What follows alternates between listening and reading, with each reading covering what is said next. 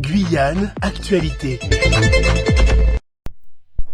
Radio Pays, nous sommes depuis la rue François Arago ici, vous voyez la pharmacie Arago d'ailleurs, et Madame le maire de Cayenne, Sandra Trochimara, qui vient de revêtir son écharpe et qui est éberluée par, je vais vous laisser écouter, par l'arrivée nouvelle de migrants ici sur le trottoir de la rue François Arago, alors même qu'ils ont été évacués la semaine passée suite à des procédures judiciaires au tribunal administratif qui avaient été engagées par la mairie de Cayenne. Madame Trochimara, qu'est-ce qui se passe? Vous savez ce qui se passe. Depuis un moment, on joue au chat et à la souris, mais moi je suis ni le chat ni la souris. Il y a eu encore une arrivée massive de migrants. Il n'y a pas de possibilité d'héberger. Donc il faut que ça s'arrête. Il faut que ça s'arrête. Il faut que l'État, le gouvernement prenne ses responsabilités. Regardez ça, on est où là? On est où? Vous avez les services municipaux qui ont calculé, compté le nombre de nouveaux arrivants? C'est pas notre job. C'est pas notre job de les compter. Par contre, l'État sait très bien, le gouvernement, le préfet sait très bien combien de personnes sont passées à Oyapoké et sont passées donc à Saint-Georges-de-l'Oyapock. Non, on n'a jamais vu ça. On est où là? Il y a eu des périodes où il y en avait plus. Non, il y en a plus quand ils sont concentrés, Monsieur Mathieu. Non, on n'a jamais eu cette situation-là à Arago. On arrivait massive. Non, c'est la première fois. Donc moi, je vous dis, je bouge plus de là. Je vais aller mettre ma tenue. Je dors là ce soir. Vous allez rester là toute la nuit? Oui, je reste là toute la nuit. Excusez-moi de vous poser la question, mais vous attendez également, vous demandez au préfet de bouger ou pas, de venir? Je reste là toute la nuit. Le préfet fait ses affaires, moi je fais les miennes. Vous avez été échangé avec les migrants qui sont arrivés, Madame le maire? C'est pas mon rôle d'échanger avec les migrants qui sont arrivés, ce n'est pas de ma responsabilité. Donc je n'ai pas à échanger avec les migrants.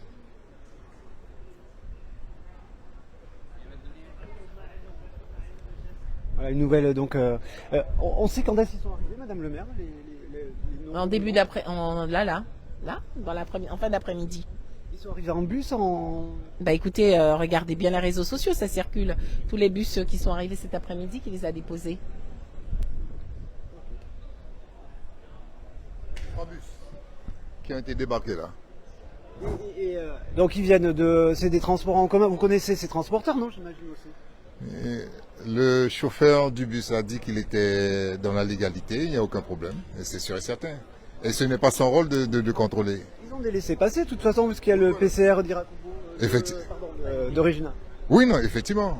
Ils ont des laissés-passer, et c'est anormal qu'ils soient là. Anormal. Il faut que la préfecture se charge de ces personnes. C'est malheureux. C'est au niveau du projet de centre d'accueil qui devait y avoir à Galmo, Madame le maire, justement, avec la préfecture. Nous avons toujours un centre, nous avons toujours un foncier qui est mis à disposition, centre d'accueil qui est back full et ne peut plus accueillir. Donc nous avons toujours ce partenariat où on met gracieusement notre foncier à disposition et où la Croix-Rouge a mis un centre d'accueil. Mais il ne peut plus accueillir d'autres migrants. Sinamari ne peut plus accueillir. Tous les hôtels sont pleins et ça continue à arriver. Ça ne va plus. Stop. Il faut cesser l'hémorragie, ça va mal finir.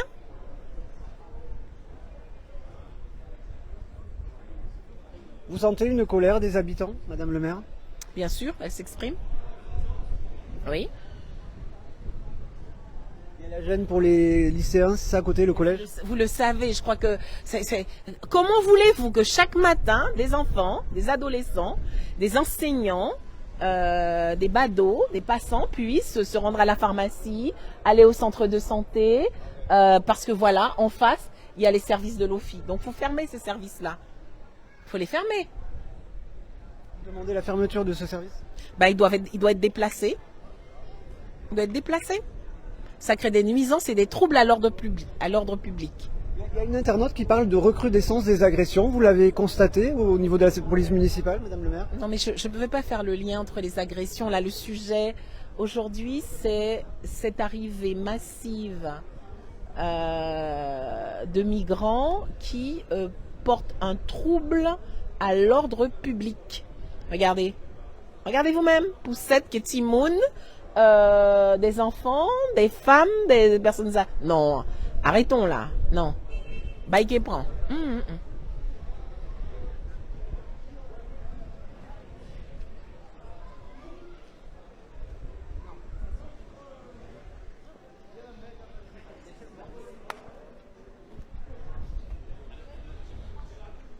Écoutez, il a attrapé tout ça. Il a attrapé fauteuil, il a attrapé chaise. Non. Non. Regardez ça là.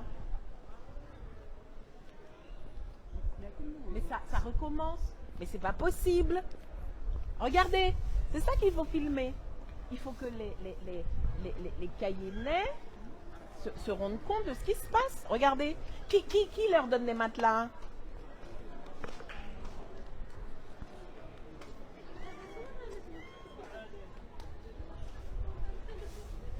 Non.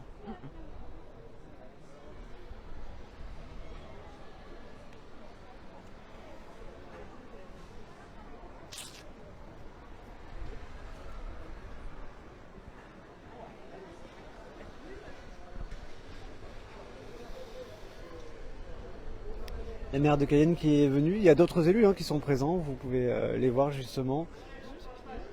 Je suis Estelle Bekwela.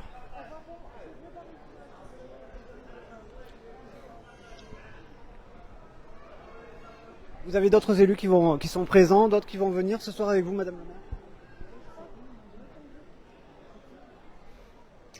Monsieur Mathieu, vous avez des questions souvent très pertinentes, mais il y a parmi vos questions, je suis Est-ce que vous êtes à côté d'autres élus? Il y a Sandra.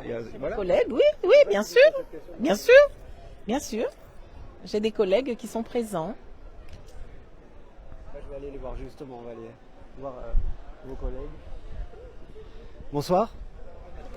Vous êtes venu avec Madame le maire? Oui, on soutient, Justement, ouais. c'est normal. Qu'est-ce que vous en pensez, vous, de cette situation ici? Comme tout le monde, c'est pas possible. C'est vraiment pas possible. C'est pas vivable. Même pour eux, pour ces gens-là. C'est pas possible. Non, j'habite sur la route de la Madeleine, moi.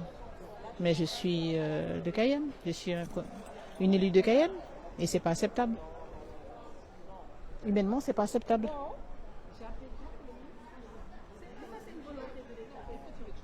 Et Laura Hider, adjointe également donc, au logement insalubre. Bonsoir, Madame Hider, vous êtes en communication peut-être. Vous êtes venue également rejoindre Madame le maire de Cayenne. Un mot, Laura Hider, sur cette situation. Qu'est-ce qui est arrivé cet après-midi? 3 bus, Madame le maire évoqué.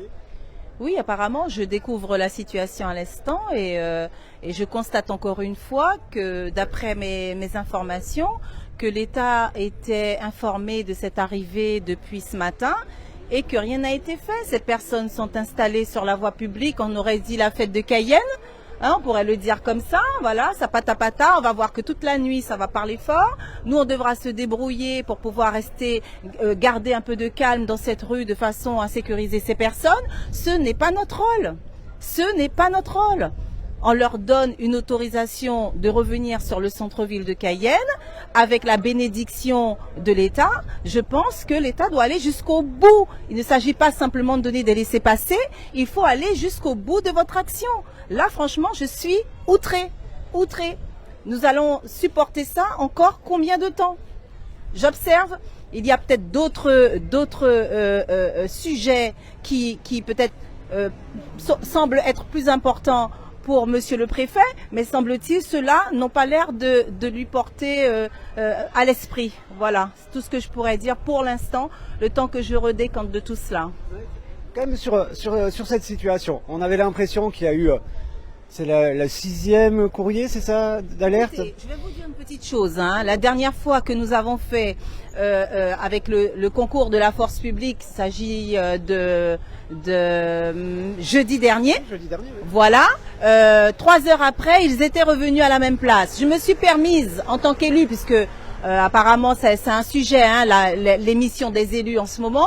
Moi, je me suis permise de revenir vers ces personnes et leur demander éventuellement pour quelles raisons ils sont revenus à la même place, puisque il m'avait été précisé par les forces de l'ordre, en tout cas par l'autorité préfectorale, que ces personnes avaient été prises en charge par la Croix-Rouge et qu'elles seraient relogées. Donc en revenant, les voyant là avec en plus un enfant, je me suis permise de leur demander qu'est-ce qu'elles faisaient là. Il m'a été répondu qu'on leur avait proposé la verdure. Non, il m'a été répondu par ces personnes qu'elles n'ont pas trouvé de logement. Je leur ai dit, mais je ne comprends pas. On vous a pris avec un bus de la police nationale et on vous a envoyé à la Croix-Rouge. Pourquoi vous n'avez pas trouvé de logement? Il me semble qu'il vous a été proposé la verdure. Voilà ce que je leur dis par source, de source sûre. Et là, ils me répondent, vous connaissez la verdure? J'ai dit, il me semble un petit peu. Et là, ils me dit, non, vous connaissez pas la verdure, parce que la verdure, c'est dégueulasse. Voilà les propos des personnes. C'est dégueulasse. Il y a une seule, alors je vous donne entre guillemets, hein, je cite, hein, une seule toilette pour 100 personnes. Voilà. Et c'est dégueulasse, c'est pas nettoyé, etc. Bon, alors si c'est ça le problème, si le problème c'est juste les toilettes, bon Dieu, il me semble qu'à la verdure, il y a un espace faramineux où on peut installer d'autres toilettes. Alors l'État, c'est vous qui subventionnez la Croix-Rouge, utilisez vos subventions pour ça. Mettez des toilettes pour eux, parce que nous, les Cayennais, on peut pas accepter ça. Voilà ce que j'ai à dire. Juste sur la verdure, vous avez une centaine de personnes, mais on était parti sur une quarantaine de places? Il me semblait même que c'était 16 places. Il me semble que c'était 16. Le premier. Ouais. Voilà. Aujourd'hui, effectivement, je suis pas retournée depuis, mais il me semble bien qu'ils sont plus d'une centaine. Donc, ce qui veut dire que les traitements de dossiers sont très longs, visiblement, qui fait qu'ils ne peuvent pas écouler les différents dossiers des personnes. N'empêche que... Je repose la question sur la Galmo. Il y avait un projet d'aménagement à Galmo. Ça en est où? Ça devait être la Croix-Rouge. Bon, il y a eu les problèmes qu'on connaît, mais... De quel projet d'aménagement vous me parlez? Algeco. Alors moi, le seul aménagement qu'il y a à Galmo, en ce qui me concerne, c'est celui qui a été mis à disposition de l'État, le terrain que la mairie a mis à disposition de l'État, avec quand même 64 places. C'est un dispositif qui est très bien mis en place par la Croix-Rouge et qui est régulé de manière correcte. Sauf que les personnes, au lieu de rester 4 mois, elles y restent 1 an. Donc forcément, ça permet pas de drainer. Après, je sais pas si vous parlez d'autre chose. Le projet de Cabassou? Et le projet de Cabassou, vous parlez de Cabassou, c'était la verdure. Bon, la verdure, vous avez vu où on en est. Eux-mêmes se plaignent de l'état d'hygiène de la verdure. Moi, je pense plutôt... Cabassou, je crois que c'était plutôt le projet qui était sur l'ancien site de l'évêché. Oui, moi je pense surtout au projet qui était censé être mis en place du côté de Regina. Enfin bref, il y a tout un tas de dates. Ça en est où justement? Justement, posez la question au préfet. J'aimerais bien. Ce sont des questions qu'il faut oser poser. Vous échangez pas avec lui parce que c'est vous les élus aussi. Vous êtes au contact, vous êtes en charge de cette question. Vous avez vu comment le préfet échange. Je n'ai que ça à dire. Voilà. Je vais rejoindre le maire. On va vous suivre, Laura Hyder, avec donc la police municipale qui coupe la route ici en plein milieu, hein, la voiture de Madame le maire qui est également ici devant. Et qui a donc revêtu son écharpe tricolore d'élu. Et donc une nouvelle arrivée de demandeurs d'asile. Donc qui sont arrivés sur la ville de Cayenne depuis la route de l'Est a priori. En début d'après-midi et qui ont donc été emmenés ici. Rue François Arago, puisque bon, vous voyez rue François Arago, on le rappelle, mais il y a l'OFI. Bon, on répète des situations qu'on a déjà évoquées il y a de nombreux mois à présent. Bis repetita, la dernière évacuation a eu lieu jeudi dernier, et de nouvelles personnes qui sont arrivées. Et c'est donc la situation que dénonce entre autres la maire de Cayenne, et ses élus. Vous venez d'entendre justement Laura Hyder. Il y a Christian Faubert également, le premier adjoint à la mairie de Cayenne, qui est présent avec la police municipale. Et d'autres élus aussi qui sont venus ici même. Et Madame le maire de Cayenne, Sandra Trochimara, qui a donc annoncé qu'elle ne bougerait pas tant que la situation ne serait pas résolue de cette nuit, donc ici même.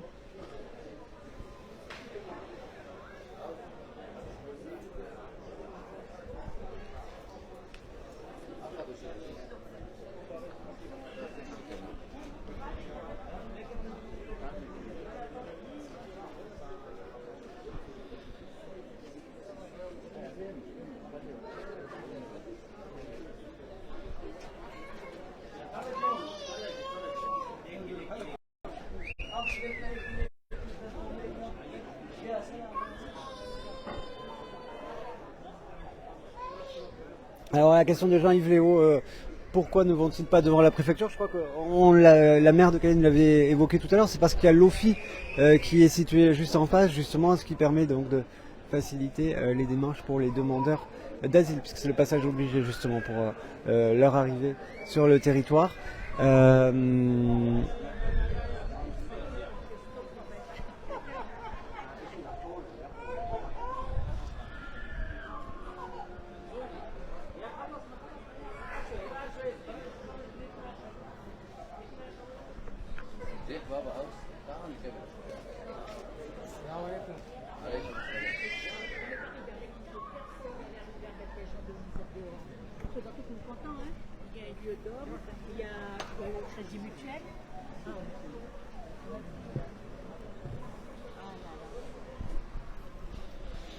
Monsieur Faubert, bonsoir. Non, pas de commentaires, merci. Vous êtes le premier adjoint, monsieur Faubert. Oui, mais pas de commentaires. Le maire a déjà donné ses impressions, ça, c'est bon. Voilà. Et bien voilà pour ce direct.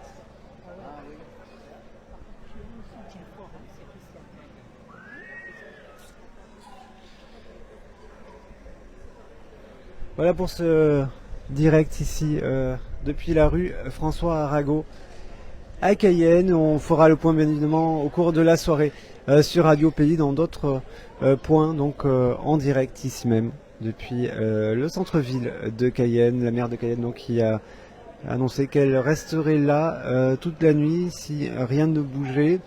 Des élus qui sont là, qui l'accompagnent, le premier adjoint, Christian Faubert, que vous avez vu, qui ne souhaite pas faire de commentaires. Il y avait Laura Hyder également, adjointe en charge du logement insalubre, qui est présente, qui a donc également tenu des propos forts. Vous pouvez les retrouver en replay dans ce direct, ainsi que la maire de Cayenne, qui demande le déménagement de l'OFI et une prise en charge immédiate de cette situation par les services de l'État. Voilà pour ce direct, à tout à l'heure, à plus tard sur Radio Pays. Outremernews.fr, le site de l'actualité outre-mer, 24 heures sur 24 et 7 jours sur 7. Retrouvez la chaîne Outremer News sur YouTube.